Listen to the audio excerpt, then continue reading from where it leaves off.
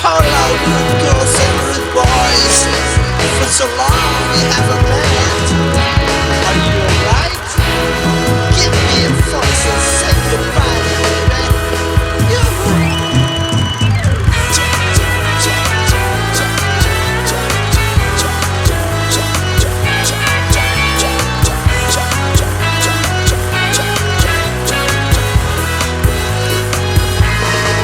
Masih adakah getaran tersimpan di dalam hatimu untuk diriku?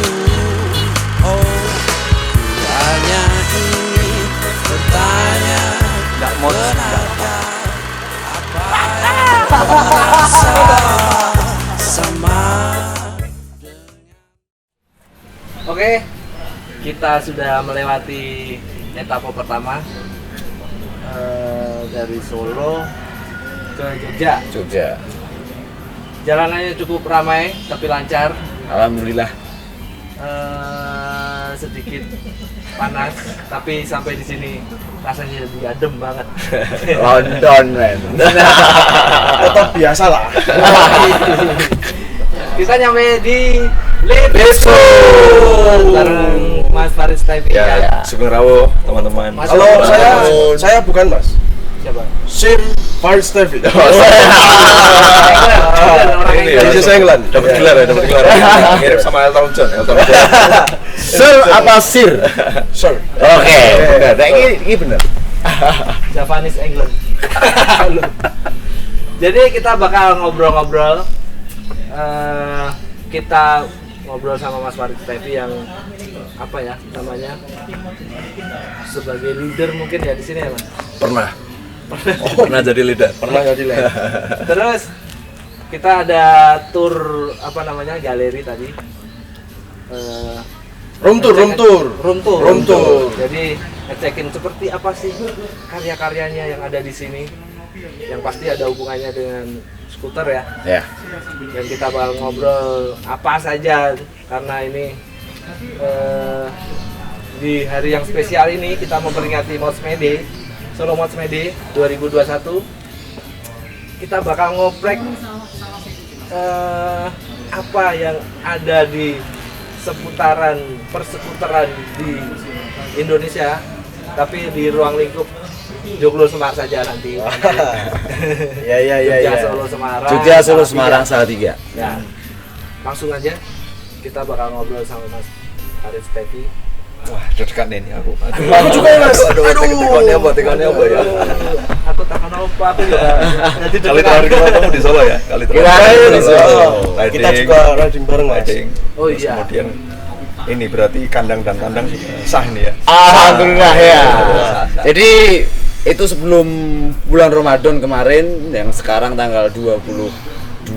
Jadi kita ketemu Mas Farid suatu acara, kita riding bareng naik Vespa ya Mas ya sama teman-teman di Solo. Sebenarnya fun lah, kita fun, akhirnya kita kelanjut punya ada koneksi dengan Mas Farid, kita kelanjut ada koneksi mau bikin apa akhirnya ya kejadian hari ini.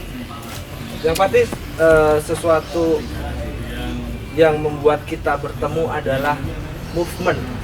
Ya. Jadi pergerakan dari pribadi kita masing-masing bertemu dengan teman-teman akhirnya menjadi sebuah komunitas yang kebetulan di sini komunitasnya berskuter ya. Surakarta Mospot mencoba untuk mengorek Mas Farid Stevie yang juga Penggiat di perkomunitasan, juga kesenian juga banyak sebenarnya nanti yang bisa diorek. Kalau di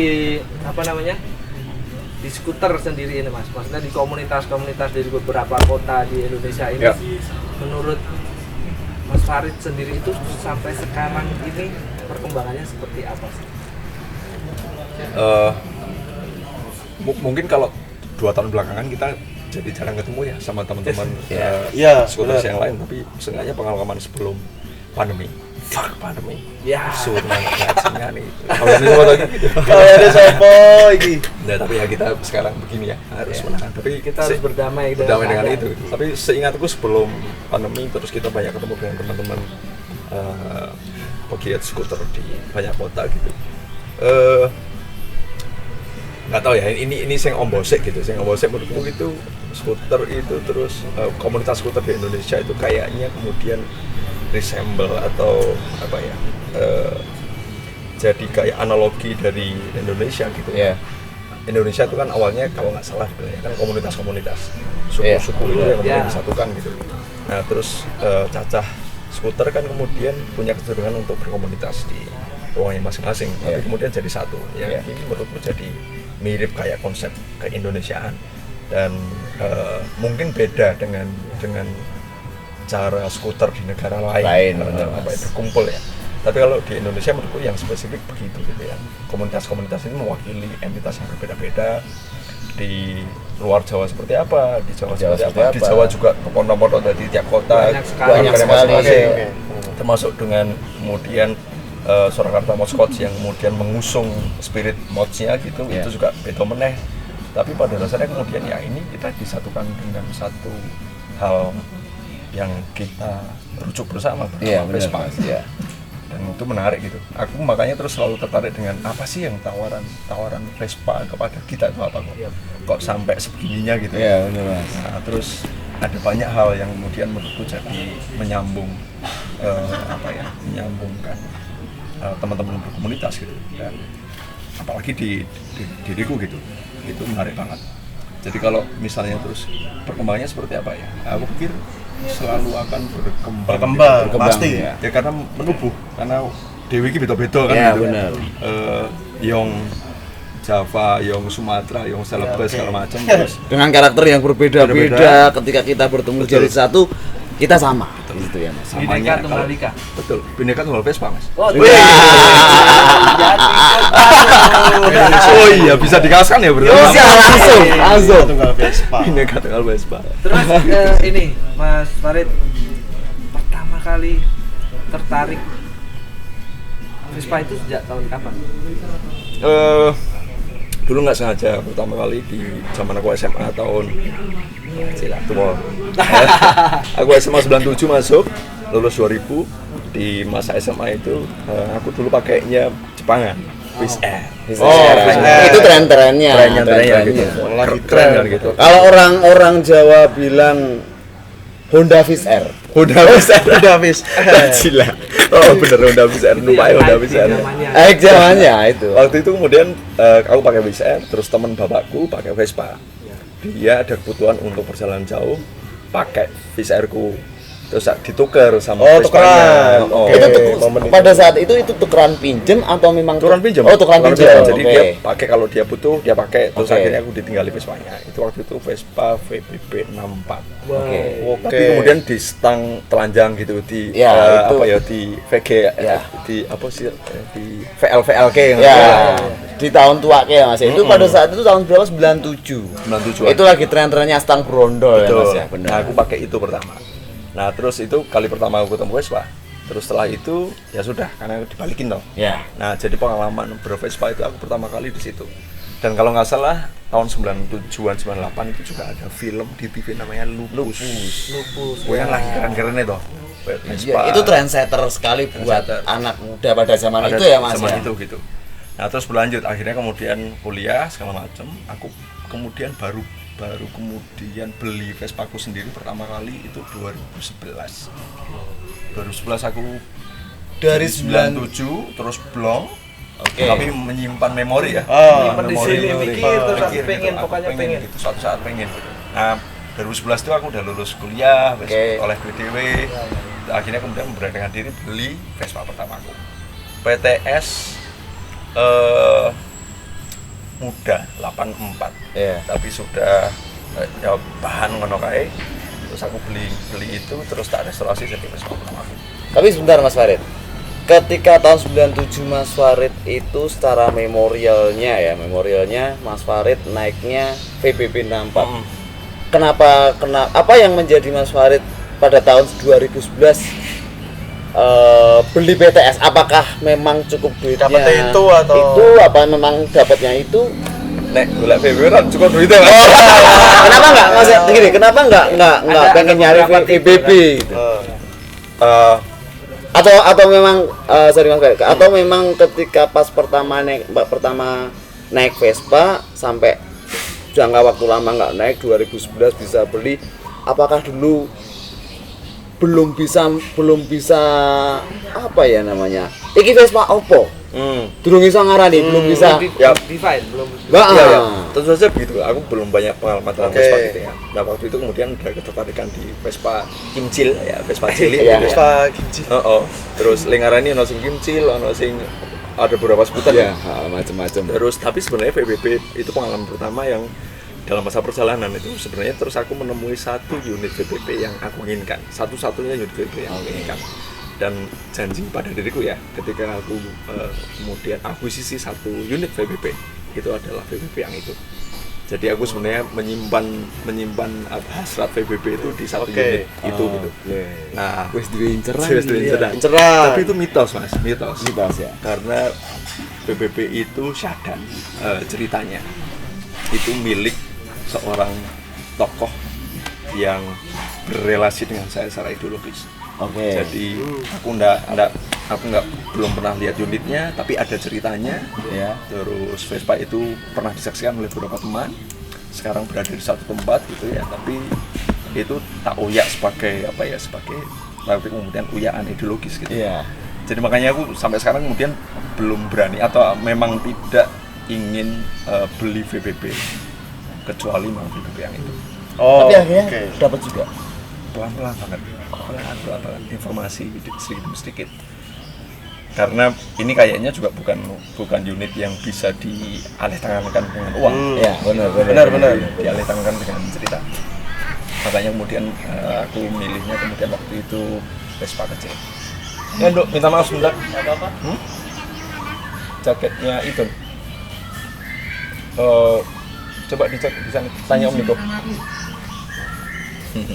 Itu sedikit cerita ya Mas Wes, sedikit cerita bahwa itu mirip sekali dengan pengalaman saya ketika saya punya Vespa dan itu juga VBB.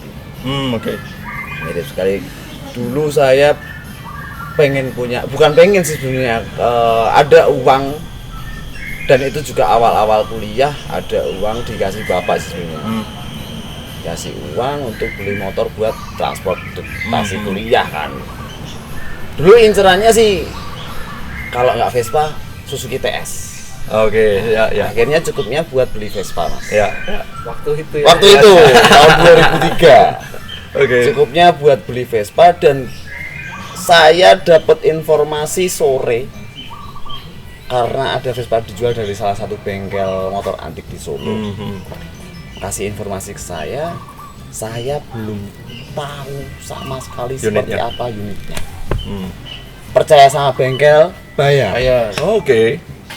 Bayar itu belum lihat. Belum unitnya. lihat. Waktu itu 2.500.000. Saya bayar 2 juta ketika sore hari. Besok pelunasan. Pas pelunasan baru tahu Baru lihat. barangnya, baru tahu unitnya. Masih ada? Masih ada Mas. Sampai sekarang. Sampai sekarang. Oh, ini Vespa pertama saya. Jadi tahu harga awalnya ya. Oke, terima kasih. 2.500.000. 2.500.000 itu. Nah, aku baru masuk 2011. Terus tak gaspol sampai 2015, sampai kemudian 2011, 2014 aku menikah, 2015 punya anak, jadi 11, 12, 13, 14, 5 tahun aku gas-gasan belajar Vespa, terus kemudian memulai Lipscoot itu di tahun-tahun itu juga. Terus 2015 agak kendor lagi karena terus prioritas konsentrasi saya di keluarga dan anak. Tapi sepanjang 2011 sampai 2015 Bincung. wah aku sampai pernah 12 unit Mas, 12 unit selama 5 tahun. Itu yang baru mau aku tanyain. Kita mantau di sosmednya Mas Farid itu kayaknya ada punya banyak itu. Kalau sampai sekarang masih banyak juga ya? Atau lebih Lebih banyak lagi dari 12. 12 itu tadi? Berkurang Mas, berkurang. Oh, iya, berkurang. Berkurangnya beberapa unit kemudian tertukar dengan unit yang lain yang sempat aku pegang 2 PTS waktu itu kemudian dijual untuk ditukar Gol. Gitu. Terus kali terakhir 3-4 tahun lalu aku terakhir kali ngejual Vespa itu untuk DP rumah. Wah, alhamdulillah. Ya begitulah. Begitu. Primer ya Mas ya, prioritas. Tapi itu pun dengan rasa yang aku kalau jual itu baru 3 kali itu kan. Yang sebelumnya dipakai buat nuker Gol, yang kedua buat DP Vespa. DP rumah. Itu aku tidak pernah sampai hati untuk jual. Terus biasanya yang terjadi itu terus minta tolong teman untuk ambil Vespanya di rumah terus diantar ke tempat yang beli. Aku nggak mau. Berarti emang Mas Farid nggak tipe kulak dol Mas? Orang atau? Mas. Enggak ya Mas? Enggak ya. Enggak ya. Berarti Dulu emang saya pikirannya aneh begitu, Mas, gitu. aneh, Beli terus. Kalau gitu Mas. Amin ya, mudah-mudahan lah Mas untuk teman-teman semua lah ya. Ya, walaupun sebenarnya nggak baik juga ya, karena harusnya kan perusahaan banyak, Iya. terus biar Karena teman-teman juga bagian. Tapi kebahagiaan. kalau ngomong kebahagiaan sama enggaknya untuk Vespa di negara sini ya Indonesia ya khususnya Mas. Pasti semua kebahagiaan Mas. Pasti semua kebahagiaan. Kalau dilihat kita ngelihat dari secara acara kegiatan Vespa dimanapun tempatnya, seperti apapun mereka publikasinya, pasti banyak yang Masih datang. banyak yang datang ya. Ya, Tiap kota secara, Mas, ya. secara unit banyak Pada dan muncul. sifat militansinya juga besar. Oke. Ya.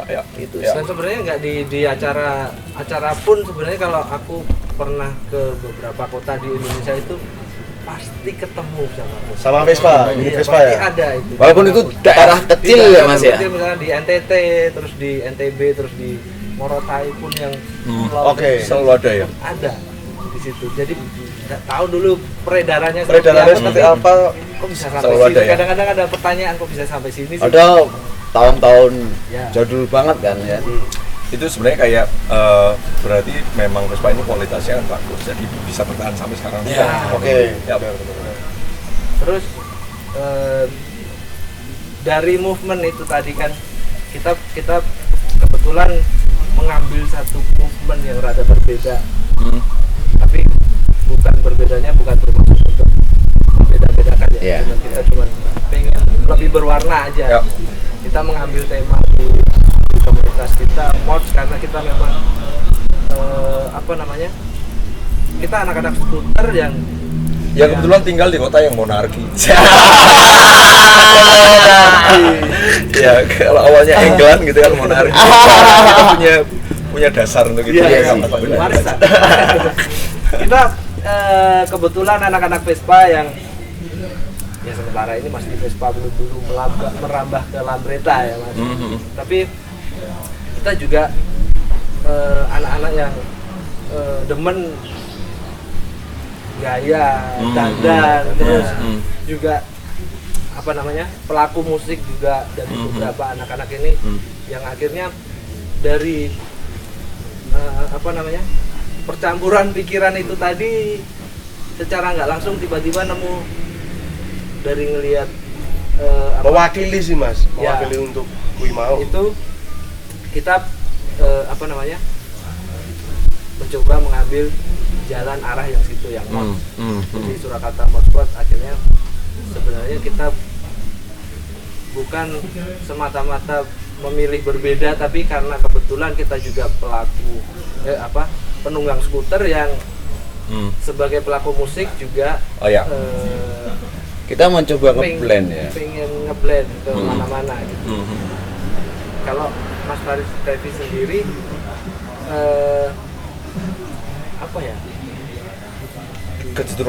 kecenderungannya Mas Faris Tevi sendiri ke mana? Saya punya satu set outfit mods. Oke. Karena kan juga kemarin Mas Farid pakai parka kemarin. Dan parkanya parka yang yang itu ya. Nah ini menarik ya. Ini menarik. Maksudnya Oke. ya aku nggak terlalu ngulik ya, Ya, nggak terlalu ya, ngulik oke. mods gitu ya. Ya tapi Pink Floyd denger lah ya. Ya, Maksudnya Pink Floyd. itu band-band di Dahu denger gitu. Maksudnya band-band di Inggris di mana mods itu. Bener nggak sih munculnya di Inggris gitu? Iya. Ya itu aku menyaksikan. Tapi secara ideologi dan secara praktek ideologinya mods itu aku juga belum detail. Cuman beberapa yang aku asup ya itu ciri khasnya itu tuh marga dan sebagai simbol penggunaan idiom militer. Itu terus kemudian ya aku tertarik sebenarnya. Cuman memang kebetulan saya sendiri secara pribadi itu kemudian sudah mewakafkan diri saya untuk ideologi yang lain gitu ya. Ideologi yang memang aku bela sebagai ideologi yang kuterapkan ke dalam banyak hal, termasuk ideologi yang kemudian kuterapkan di ruang kerja yang ini, di ruang-ruang kolektif yang lain. Itu aku memang menganut satu ideologi yang menurutku tidak berseberangan dengan mods, tetapi kemudian spesifik gitu ya. Nggak tahu ya, kemudian yang aku jalankan sekarang adalah ya kolektivitas yang berbasis kepada kebersamaan, terus kemudian mementingkan kepentingan umum daripada kepentingan pribadi, terus kepemilikan bersama lalu produksi. Teman-teman kalau misalnya notis ini akan cari dan ketemu itu ideologinya apa gitu ya, tapi pada dasarnya sebenarnya aku sebagai skuteris, sebagai fastboy itu aku tidak mengusung tidak mengusung genre apapun. Cuman aku mods makan. Yang belum aku makan itu genre racing. Karena racing. Gitu. Tapi sebenarnya orang yang jelas kalau lihat Mas Farid juga sebagai seniman juga, musisi juga. Seperti itu juga mengetahui, maksudnya paham juga di genre mods itu. Ada kepikiran nggak sih sebenarnya untuk memunculkan siapa tahu ini jadi ideologi baru ini, seperti itu. Karena di musik pun sebenarnya sebelum ada genre yang bermacam-macam ini kan sebenarnya ada genre besar akan mecah jadi banyak kan. Ada kepikiran seperti itu ya? Kalau saya sendiri kemudian mengadopsi ideologi yang kemudian diproduksi oleh budaya yang lain itu agak mengkhawatirkan. Tetapi, dan aku pikir teman-teman Surakarta Modswap itu juga melakukan hal yang sama gitu, bahwa iya mods itu jadi semacam frame gitu ya. Tetapi ada akhirnya kemudian mods yang Surakarta yang seperti apa kan gitu. Orang iso plek dengan mods yang terus. Pasti Mas. Nah, terus kemudian hal-hal itu yang menurut saya jadi menarik yang kita lakukan. Karena kita ngedownload sebuah ideologi yang ditawarkan oleh budaya yang lain, terus kemudian ditabrakkan atau kemudian dicampur dan diblend dengan budaya yang kita alami gitu ya. Dia tuh mods yang kemudian ngeteh ngono kae to. Ngeteh kudu telu campurane supaya kental, wangi, karo pahit gitu. Pahitnya oleh, kentalnya oleh, wanginya oleh gitu. Mods kok teh telu. Sementara kalau England tea kan beda nih gitu. Pasti itu kan maksudnya terus pasti akan jadi alkulturasi. Nah, jadi kalau misalnya kemudian apakah ideologi ini bisa ditawarkan ke publik sebagai tawaran ideologi baru? Aku pikir sangat bisa. Cuman menurut saya kemudian tidak bisa plek-plek karena biasanya terjadi kalau ideologi yang kita download itu terus kemudian ditemplate gitu, itu tabrakannya kakean gitu. Makanya terus ya mungkin yang terjadi hari ini begitu ya. Aku nggak tahu apakah mods itu memang mods pada awalnya itu teko Srawung dene gitu, Solo neng Yojo seko London neng Bristol, kemudian nyeraung koncone, terus talk show, terus ngombe bareng, apakah begitu kan nggak tahu juga.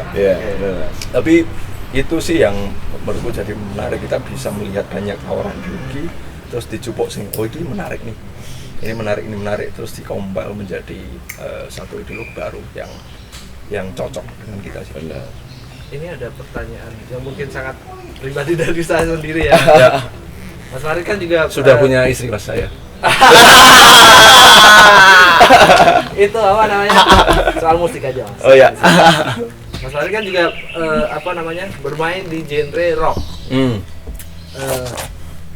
Di situ hampir rock lebih tepatnya.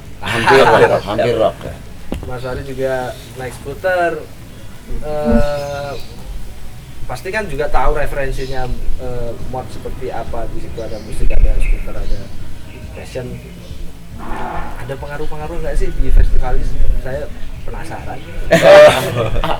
Kebetulan festivalis itu dulu yang pengguna skuter itu ada 2 orang, saya dan Mufid basis gitu. Ya. Dan di beberapa waktu itu bahkan festivalis sempat bikin satu ya bukan klub ya, tapi kayak inisiasi teman-teman entusias festivalis atau dalam tanda kutip fanbase yang berskuter untuk kumpul bersama riding gitu. FST VLSP FST VLST VSP. Tetap diplesetke lah. Diplesetke gitu. Kita riding segala macam, dan suatu hari kita sempat di panggung waktu itu di Jogja Expo Center, acara clothing lokal.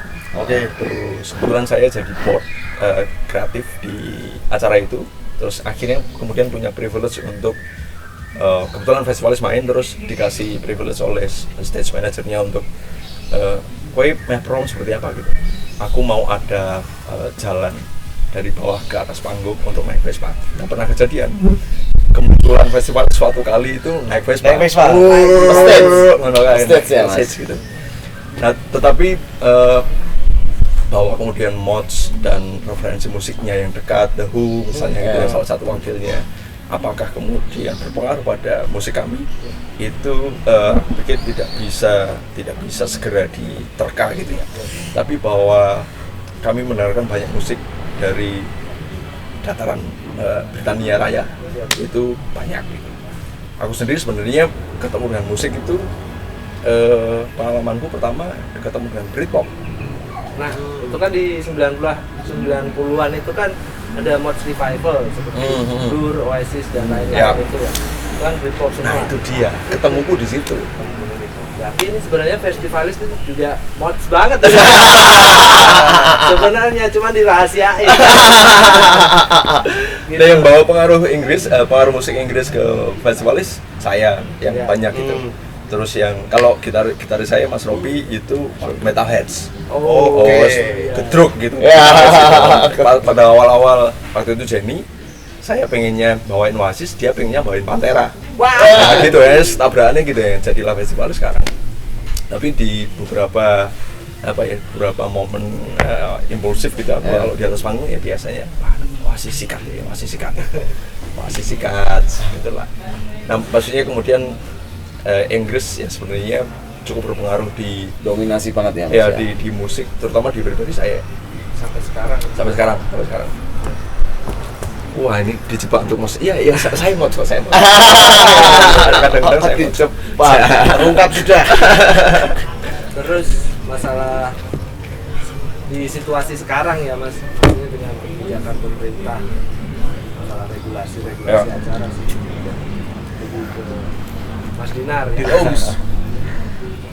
Kalau untuk Mas Farid menyikapi sebagai di sini Mas Farid sebagai penggiat Vespa ya Mas ya, dan juga seniman dan musisi yang di situ notabene sangat sekali berdampingan dengan yang namanya acara, event dan sebagainya. Ya kan Mas. Nah, menyikapi dengan adanya kebijakan yang ada sekarang, yang pada akhirnya kita juga sedikit sulit untuk memperjuangkan kegiatan tersebut. Untuk Mas Farid sendiri apa solusinya, atau mungkin mempunyai suatu alternatif lain, atau mungkin gimana? Saya kembali sedikit ke bagaimana sih karakternya anak Vespa itu berkomunitas gitu. Dan aku pikir yang ini kemudian nanti menuju ke bagaimana merespon ke situasi hari ini yang riding susah, mulai acara Vespa susah gitu ya. Walaupun aku respect dengan teman-teman sekarang Surabaya Mosmedik yang kemudian membuat riding dengan anggota terbatas gitu ya. Karena itu menghormati peraturan. Benar. Tapi menurutku ya, jasa Vespa itu kan wong nang dalan ketemu kancane sing macet itu lungi gitu.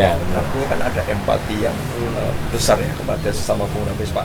Artinya kalau misalnya ada dalam konteks kemudian kita berkumpul, kalau misalnya nang Vespa aku pikir jadi begini. Nah misalnya aku loro, misalnya aku kita struk patok anget terus ono Caca nggak ya acara kumpul-kumpul gitu, aku nggak akan berangkat gitu karena aku berempati supaya aku juga tidak membawa resiko kepada kumpulan ini gitu. Dan itu kan sebenarnya sudah menubuh di cara kita berrelasi. Berrelasi. Aku pikir untuk anak-anak Vespa yang dalam kemudian semoga semuanya bertanggung jawab. Menurutku sih tidak berisiko untuk melakukan hal yang seperti sedia kala gitu. Nah, ngumpul wae, rading wae gitu kan ya. Tapi saya lagi kan kita berada di ruang berhukum gitu, beraturan gitu kan, kita menghormati itu gitu. Ya, ada kesadaran masing-masing. Betul gitu. Nah, saya sih terus terang kemudian selama pandemi ini salah satu ruang yang tetap aku jalani adalah bertemu dengan Caca Vespa. Masih ya, berarti masih ya. Karena tetap aja aku tetap nyaman gitu ya. Karena aku pikir kalau ketemu nggak ada pemikiran-pemikiran yang wah jangan-jangan main sana ada ini ada itu. Nggak ada ya Mas ya. Aku pikir semua teman-teman anak Vespa semoga ya bertanggung jawab dengan kondisinya masing-masing, orang tidak merugikan orang lain. Jadi kalau ngerespon situasi hari ini ya penyakitnya gitu, penyakitnya ada. Ya kita percaya juga. Tetapi Dan bakal terus berdampingan juga kan. Tapi kemudian tidak kemudian menghentikan kita untuk ketemu sama teman-teman. Nah, kita tidak 1,5 meter, tidak bermasker. Oke. Semoga tidak ada apa-apa Mas. Sehat semuanya kok. Sehat. Alhamdulillah. Yang penting pikirannya senang Mas Ronaldo. Oh, Orang anget. Aman senang. Ya, intinya kita menjalani saja dengan kesadaran masing-masing. Betul. Komunitas. Ya. Untuk yang terakhir kita bakal bertanya soal lift scoot nih. Nah, ini Mas. Sampai di sini. Coba lift scoot. Nah, ini Mas, tadi kan Mas Sigit udah menyinggung beberapa pertanyaan yang dijawab sama Mas Farid. Mas Daniel juga baru saja. Yang tadi kita juga sempat sama Mas Niko ya, sama Mas Niko keliling room tour di Lift School. Di situ ada ruang kerjanya, terus ada lift store, terus yang belakang tadi ada apa Mas? Workshop Good Bad Brain. Good Bad Brain. Saya melihat di situ banyak teman-teman yang kayak tadi di ruang kerja ada yang making, ada yang sibuk masing-masing lah, udah istilahnya ketoto, fokus. Yang saya tanyakan ke Mas Farid, Lift School ini pertama kali itu di tahun berapa, terus apa aja yang udah dilakukan mungkin? Tahun berapa ya Mas Nik ya? 18 ya? Oh, 18. Ya, 2018 itu mulai Lift School. Waktu itu studi. Tempatnya juga di sini ya Mas ya? Belum. Oh, belum. Sebelum di sini itu ada satu tempat di tengah kota, ruang kecil. Tadinya rumah tinggal saya, kemudian jadi studio. Oke. Terus kami waktu itu aku pakai Vespa dan kebetulan semua Vespaku yang aku ceritakan tuh disimpan di situ. Oh. Terus mempengaruhi teman-teman untuk bervespa juga. Oke. Terus tidak selesai sampai situ, terus masuk cuman Vespa andok gitu. Terus gimana kalau misalnya kita bikin sesuatu. Nah, kita waktu itu mikirnya membuat media yang konsentrasinya adalah tentang budaya pengguna Vespa di Indonesia. Budaya pengguna Vespa di Indonesia. Jadi kita pengen capture orang Indonesia itu kalau bervespa seperti apa gitu. Oke. Jadi akhirnya kemudian ketemu misalnya nih kerja-kerjanya adalah kita membuat almanak, membuat pengkamusan istilah-istilah yang biasa dipakai oleh skuteris Indonesia untuk menyebut parts misalnya. Ini kan aneh-aneh banget ya. Aneh-aneh. Nah, apa aja yang mungkin aneh-aneh misalnya, terus kita lihat apa aja. Ono apa sih? Das babi. Terus kemudian nama Vespa itu sendiri juga ada yang bagong, ada yang kentus. bagol, itu yang sebenarnya aslinya bukan itu. Betul. Nah, itu sebenarnya yang awalnya kemudian kita tertarik gitu ya, karena ternyata dari Vespa sendiri kemudian ketika sampai ke Indonesia itu menumbuhkan budaya yang baru gitu. Iya, benar Mas. Contohnya dengan penyebutan. Itu belum lagi dengan karakter budaya yang lain ya. Terus yang kita lakukan adalah mencoba meng-capture itu, memotret itu, dan kemudian memberitakan kepada publik yang luas gitu. Nah, itu yang kemudian jadi positioning Lift Scoot. Ya, jadi kita mungkin Lift Scoot itu sampai sekarang juga tidak memposisikan sebagai komunitas, bukan sebagai ahli Vespa juga, tetapi tapi sebagai sebuah media yang mungkin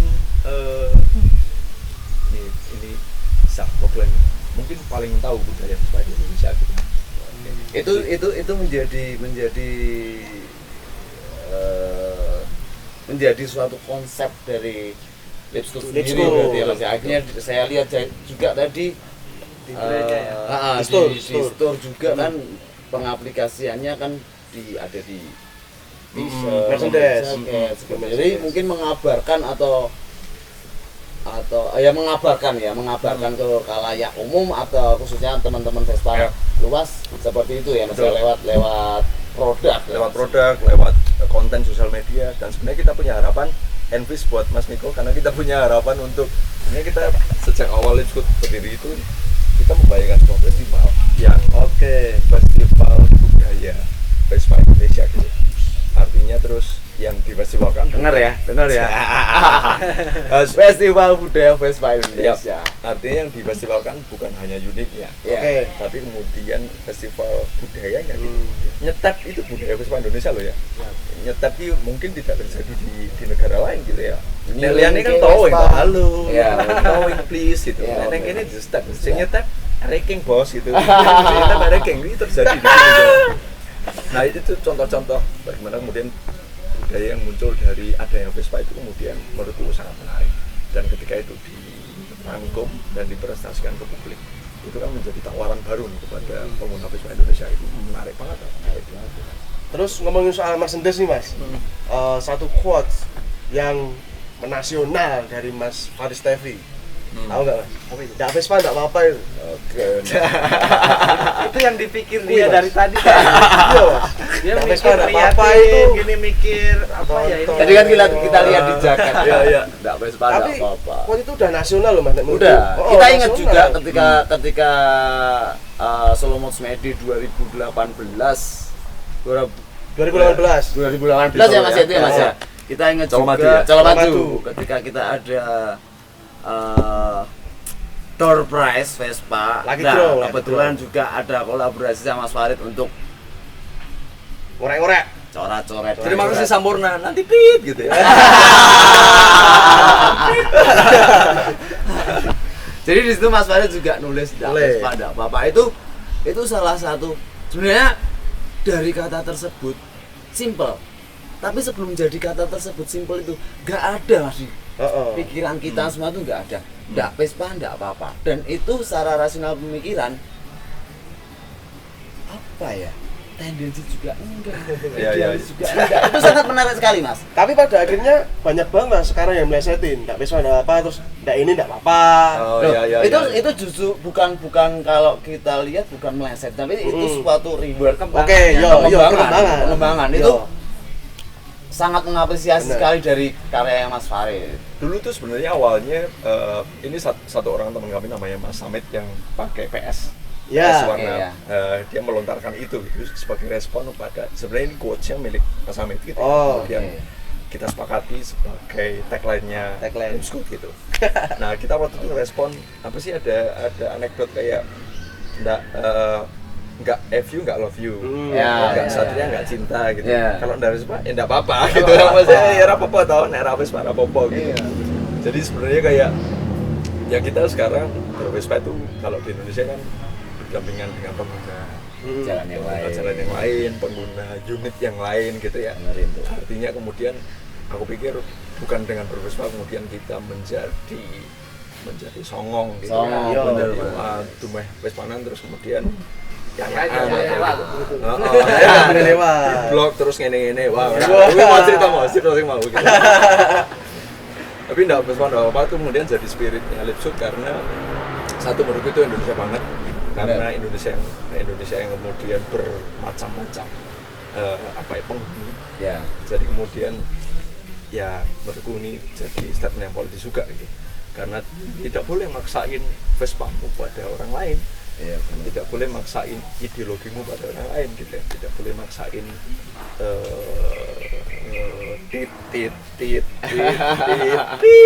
yang lain pada yang orang lain gitu. Intinya jangan terlalu ekstrim lah. Kalau kamu sebagai skuteris, kamu punya Vespa atau penyelam berita gitu. Ini bukan tentang Vespa Extreme kan? Ya, bukan. bukan. Nanti tidak salah. Cuman Nanti semua. Didi. Bukan. Jadi ekstrim secara hatinya ya. Yap. Asa keluyen gitu. Ya. Terus Ojo jumawa kalau jadi orang jumawa, jadi jumawa di jalanan terus merasa Vespa aku koncoku aku ning jalan kudu menangan. Ya, Nggak boleh kayak gitu. Jadi. aku pernah alami itu mas. Suatu hari kemudian Vespa aku macet, terus kemudian ditolong sama sorry. pengguna motor yang lain gitu. Yang pengguna motor ini sebenarnya aku kayak nih orang-orang ini ngapain sih gitu. pernah kayak kepikiran Patutnya kayak seperti skeptis itu. dengan Iya. dengan mereka, komunitas mereka gitu. Ditulungi sama mereka gitu. Dan itu kayak oke, selesai aku gitu. Aku tidak. Ini tentu saja cuma tunggangan yang pada akhirnya Iya. kita nggak bikin, kita juga cuma beli gitu ya. Iya. Walaupun historinya banyak dan seperti juga pengguna-pengguna kendaraan yang lain gitu ya. Jadi Ini artinya contoh-contoh yang mereka juga menarik punya kebanggaan sendiri. Ya, Dan benar. kita harus respect gitu. Ya. Kecuali kalau sudah mengganggu publik. gitu Publik, ya. Nah, Tapi ini contoh menarik sekali ya Mas ketika Mas Farid naik Vespa mengalami trouble dan yang menuang bukan Ya. pengguna Vespa sama itu menarik sekali bahwa mereka aja respect terhadap kita Ya. dan kita give back lah. Jadi Ya itu kita harus tadi respect. mas, nggak visual ada apa-apa Iya, itu tadi. mungkin juga buat teman-teman yang lain juga mungkin bisa menjadi suatu pengalaman ya Mas ya, atau mungkin pembelajaran bahwa entah siapapun yang naik Vespa, entah ketika riding sendiri atau bareng-bareng mungkin Ya. lebih respect terhadap pengguna Betul, yang lain. betul. Gitu sih. Ya, Mungkin itu mas dari kami. Terima kasih sudah meluangkan waktunya dan menyambut Surakarta Moskot dalam rangka Terima Solo kasih. Moods May Day 2021. Menyambut dengan hangat. Hangat sekali. Buat teman-teman kalau kesini pasti disambut dengan ya hangat. Monggo teman-teman mau Vespa yang lain, Vesboy dan Vesker yang lain, kalau misalnya mampir ke Jogja silakan datang ke Cakal 14 Cakal 14. di Beres Kabupaten Koloni. Ada di Maps ya mas ya. Ada di Maps. Dan selalu ada yang hangat-hangat. Siap. Oke, terima kasih ya. Derek ya nanti Terima akan kasih. lanjut ke Semarang lalu Semarang terus Salatiga. Salatiga. Salam buat teman-teman di Semarang dan Siap. Siap. Tadi sih katanya Mas Farid Mau ikut? bisa ikut ya? Enggak, kebetulan tadi kepikiran. Olor gas saya pedas. Oh beneran bisa dicek. Alasan nanti. yang masuk akal. Bisa dicek nanti. Tapi masuk akal sekali ketika tak dandani. Ada kok olor gas ada. Oke, see you di perjalanan selanjutnya nanti. Oke, sebentar. Sebelumnya kita Oke. ada suatu gift. Oh iya. Oh kenang-kenangan, kenang-kenangan. Pandel dari kita Surakarta Moskot untuk Lipscoot. keluarga besar Lipscoot ya Mas ya. Oke, terima kasih.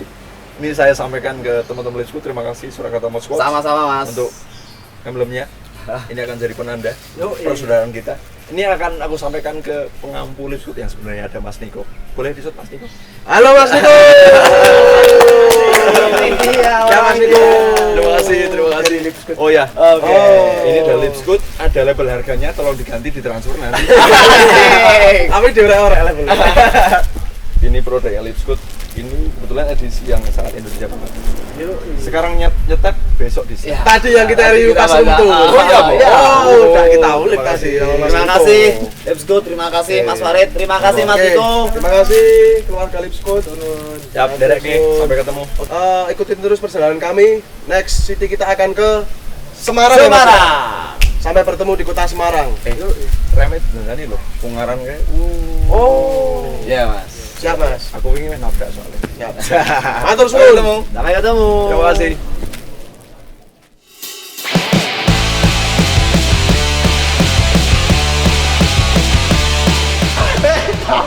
Mau kemana kita setelah ini? Tetap stay tune di Solo Moods May Day 2021. Reto Survivor.